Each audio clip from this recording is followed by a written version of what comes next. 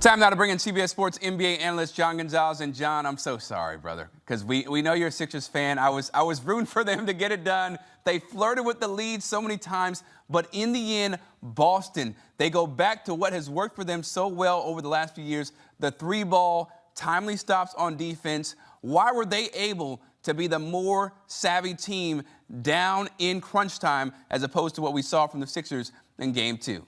Yeah, I just want to correct the record on this. I've watched too many games for the Sixers to be a Sixers fan. Just a Sixers observer at this point, because things like this happen, right? I mean, I didn't expect them to win this series, but I will give them credit for playing the Celtics harder and better and making them work more than I think any of us anticipated, because this isn't really that good a Sixers team. But the Celtics, it's muscle memory, Chris. I mean, this is what they do, right? At some point, they looked up and went, what are we doing? We've won a championship, right? We've got championship DNA. And Jayson Tatum, he launches that three that really won that game for them at the end of the game. And I'm on a text chain with some Boston Celtics fans, some friends of mine, and they were saying, no, it was a classic no, no, no, yes three ball. But I thought, like, Jayson Tatum and Jaylen Brown, the Jays tonight, were fantastic. And on a night when, you know, the rest of the starters, Derek White eventually got into double figures, but Derek White has not been good offensively in this series. He's always a good defender, but he's given them next to nothing offensively. So on a night when, outside of like Peyton Pritchard, it was basically just the Jays out there, your best two guys in crunch time when it mattered the most, when they could have been, there's an alternate universe where this team goes down 2-1 to the Sixers and they're looking around going, well, how did that happen? Those two guys, Jayson Tatum and Jaylen Brown, won. No, we're too good for this. We're going to have a better shooting night than we had in Game 2. And they did. They shot 43% from deep. That was really the difference maker for the Celtics, but especially the Jays just decided that they were going to take that game over. They were like, yo, we won a championship before together. What y'all talking about? It don't matter, you know, if we're in Philly or anywhere else, we are going to get the job done. Now, on the other side, okay, Tyrese Maxey, he was balling out. Paul George started out great. VJ Edgecombe, though, not his best performance, right? This rookie has shown so many flashes during the season, but do you feel like his performance kind of spelled the end of the Sixers in this game because he wasn't able to be as efficient and as successful as he was in Game 2? Yeah, and see, that's the thing, right? I mean, like, that's where the Sixers are when you're going, man, this rookie who has exceeded all expectations, we need him to have the kind of performance that he had in Game 2 where he went absolutely nuts and he was shooting the lights out and he was challenging guys and he was playing great defense. When you need your rookie to do that in a playoff game where he went for 30 and 10 in the last game, and that he's the first rookie since Tim Duncan to do that, that's asking an awful lot, right? And tonight he went for a double-double, but he, as you mentioned, was super inefficient. He was 0 for 7 from deep, couldn't get his shot to fall. I thought it was encouraging that he kept taking them. I thought it was encouraging that he played some good defense. He got called for a goaltend that I didn't think was a goaltend on a block.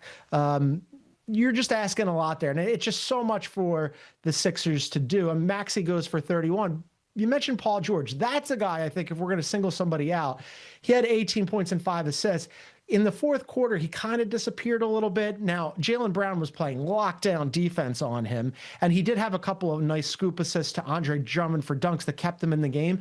But Paul George got a max contract to go from the Clippers to the Sixers. Didn't look like it last year. This year ends up with a suspension.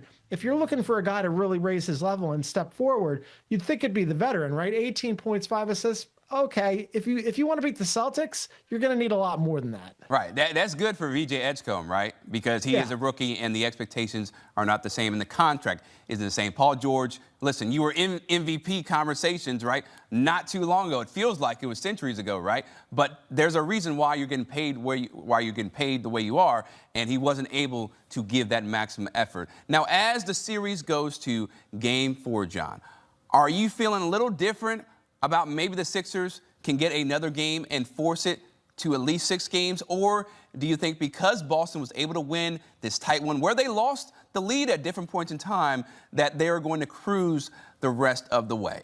Yeah, I thought they were going to cruise in the series anyway. I had it as a sweep, and that the Sixers won a game at all is surprising, and it's super surprising that they won a game in Boston. If I was going to say they were going to win a game, steal one, maybe a gentleman's sweep, I would have anticipated it would be games 3 or 4 in Philadelphia where the crowd would be behind them, and they were tonight.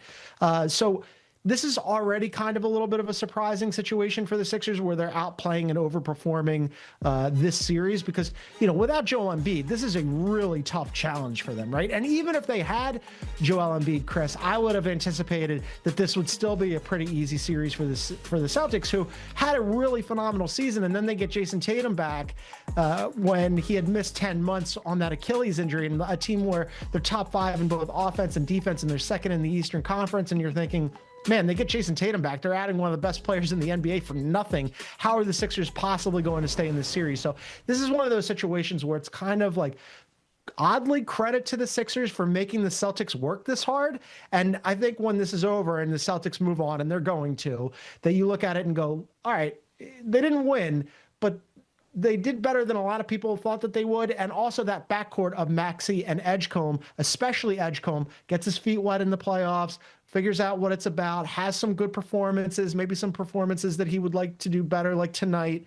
But just something to build on moving forward is, I guess, as much as you could really ask for the Sixers. Do you expect VJ and Tyrese Maxey to be the future backcourt for the Sixers for like 5 to 10 years plus? Is that what you're envisioning when you see the product that they put on the floor?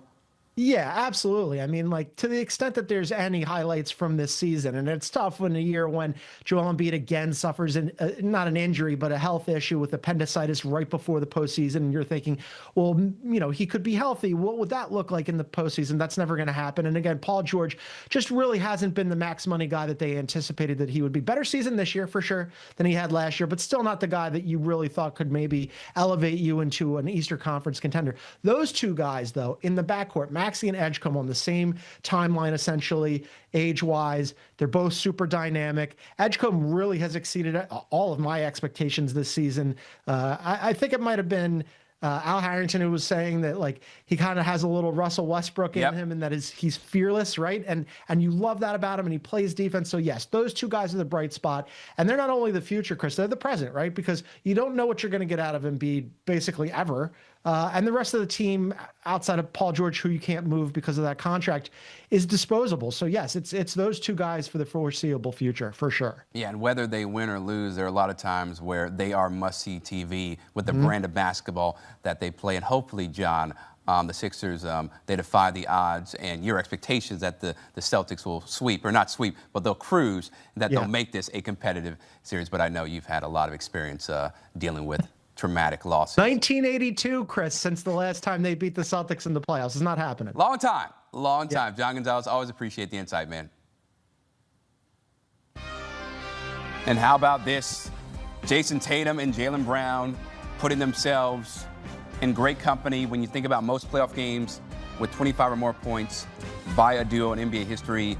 They have 20, tied with Nikola Jokic and Jamal Murray, only 3 games short of Steph Curry and Klay Thompson. I hear they were pretty good during their prime with the Warriors. And, of course, Jerry West and Elgin Baylor